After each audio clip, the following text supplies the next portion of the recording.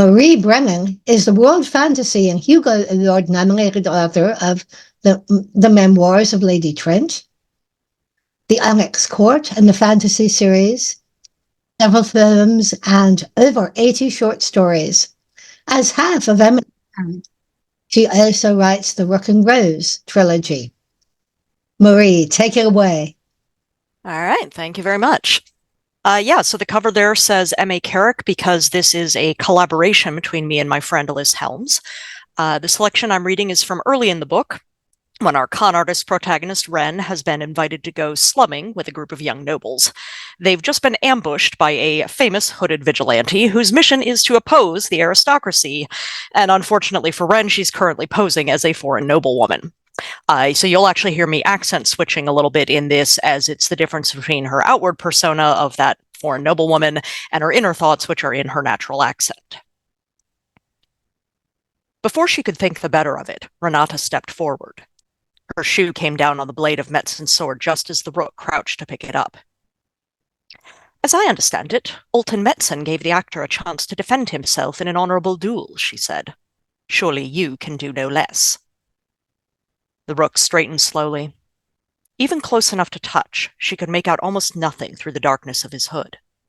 The deeper shadows of his eyes, the line of his jaw. Like the stars, she saw more when she didn't look directly. Then a glimmer of a smile came into view. In 200 years, no one had unmasked Nadeja's outlaw. Seeing him now, Wren was certain the hood was imbued to hide his face. The Rook could have been anyone, old or young, Leganti or Versenian or Nadejran. The Rook said, I could do less, or a good deal more. Their audience was growing as people crowded to watch the scene, but his murmur was for her alone. Then it lifted up with mockery for everyone to hear. But if I'm to play at noble games, shouldn't I get a noble's reward for my trouble? She bent to pick up the sword, letting it dangle from her gloved fingers. What sort of reward could a man like you want? It took every ounce of deceit she possessed to make the question sound dismissive. What mask have I offended, meeting the Rook as a noblewoman? A man like me wants for little. The hood dipped to the sword in her hand, then rose once more. But as there's such a treasure, I'll take the Alta's gloves. Her fingers tightened on the sword's hilt as the onlookers gasped. Most of those watching were common Nadejarans who cared little for Leganti ways. A few of them laughed. The nobles didn't. People of quality were not properly dressed in public without their gloves. By their lights, the Rook might as well have demanded she strip.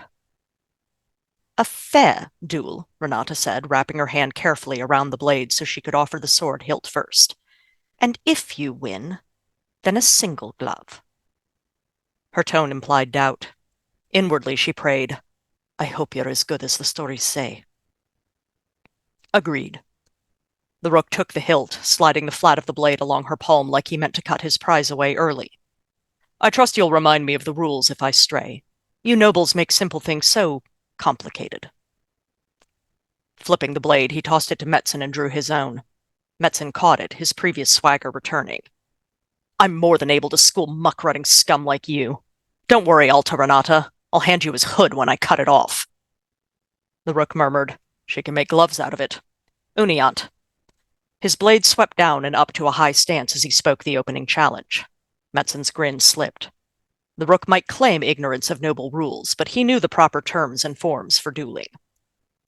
Tuat, Metzen spat in answer to the Rook's challenge, and barely finished cutting his own salute before he attacked. Within 2 heartbeats, Wren knew she hadn't gambled foolishly.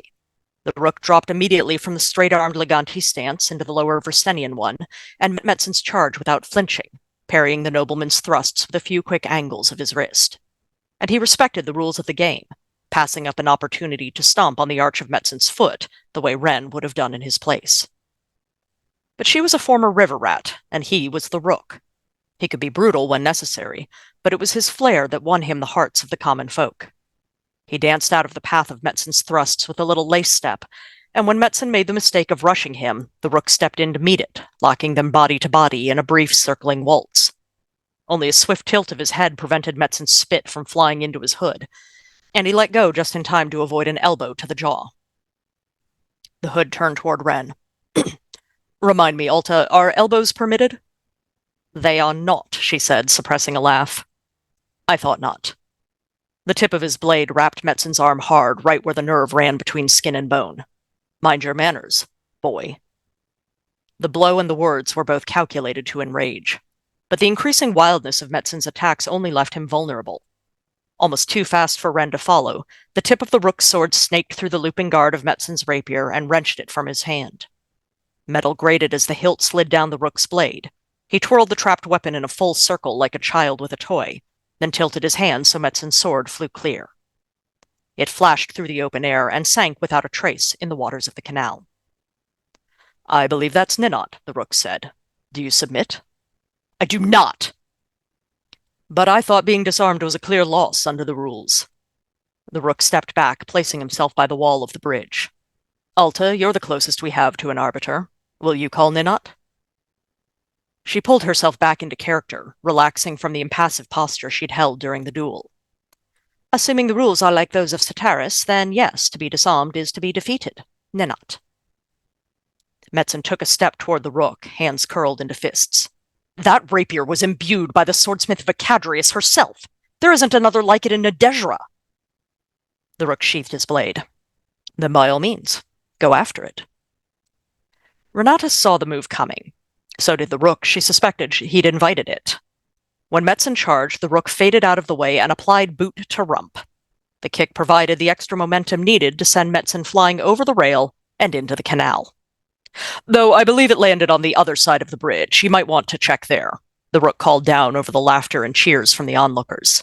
He hopped onto the rail and bowed. Then he turned to Renata. Now we see whether you, like our local nobility, will break the rules when it suits you. I believe you owe me a glove. And I will end there. So yes, that is from The Mask of Mirrors, which is the first book in the Rook and Rose trilogy. The trilogy is now complete, if you are someone who likes to be able to binge the whole thing in one go. And I am giving away a copy of that novel, so look to our hosts for the details.